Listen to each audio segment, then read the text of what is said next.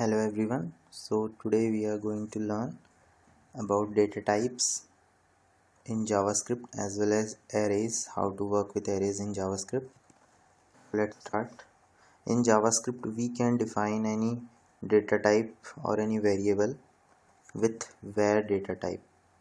Okay, like var and then variable name, let's say n. Right now JavaScript does not know which type of variable is n. As soon as we will provide any value, JavaScript will define its data type in the backend. But in front end, we have to write only var keyword. So as you can see, I have written here three variables n, I and j, and all are written with the data type var. So JavaScript decides itself that what type of data type is it, because it's a dynamic language. So as you can see, n here is 5, it's an integer value, then it's a string value, hello world, and then we can see that I have written here decimal value. So this is the only way to define the variables in JavaScript. Okay, let's print all these variables. Console.log is a function which will print these values or whatever we will write inside it in the console. I will tell you where is the console in the browser. So let's write type n, so it will print n. Control S, then go to browser. See, you have to do that, you have to press Control plus Shift plus I and your console will be open. See this, and here is the output 5. Let's change the output, let's say it is I. Now see, hello world. What if you want to add a string to it, like the single quotes? You can also type double quotes, right? I am string, and for concatenating you can write plus symbol and like I. So it will say I am string hello world. See, I am string hello world.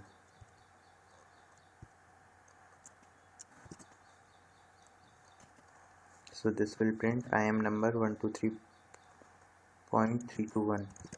See, okay, now we will know about arrays in JavaScript. For making array, again we should type var keyword. This is variable name. Then what we have to do, we have to just type square brackets, and inside it we can type any numbers, any strings. JavaScript is a dynamic language, so it can make string and numeric both array.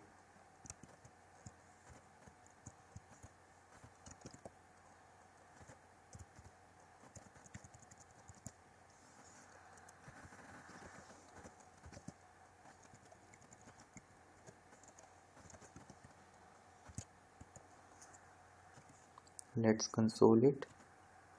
How to print? Just type arr square brackets and the index number here. So this is at index number 0, this is at index number 1, similarly 2 and 3. So type 2, let's say 2012, so answer will be 123. See, 123. Okay, let's say we want to write JavaScript. See, JavaScript.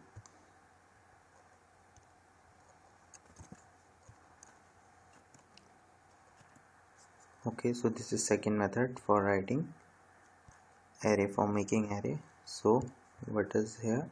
Where arr2, it's similar.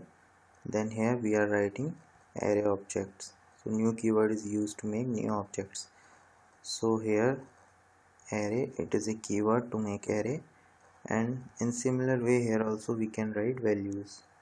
It can be mixture of numeric numbers and alphabets as well.